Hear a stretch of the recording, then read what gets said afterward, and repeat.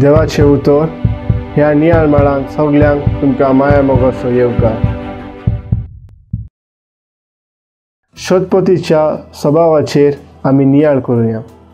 प्रधान आनी सोतयेन आसुनूय शतपती खाशा आपूण विश्वासान जेजूक भेटूंक गेलो आनी आपल्या सेवकाक बरो कर म्हूण मागलो।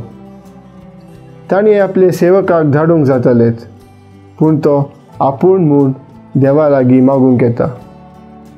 देवाचे उतर पेकोवणी दिवंक शकता हाचेर ताका विश्वास आसा।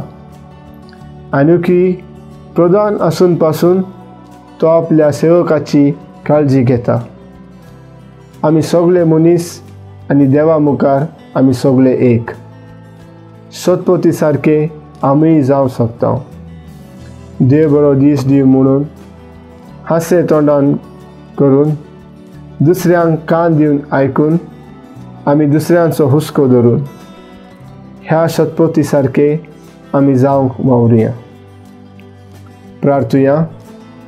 मोगाळ बापा, तुजें उतर मांडून घेवन म्हाका तुजी कृपा दी। सोम्या जेजू क्रिस्ता, बापाची खुशी करूंक म्हाका तुजो आदार दी। पवित्र आत्म्या, जा तूं आमचो आळाशिरो आनी वाट। आमेन। म्हजे बराबर तुमी देवाचे उतर नियाळ्ळे देखून देव बरें करूं। आमी परतून मेळोसर खुशाल राव, भरवशान राव।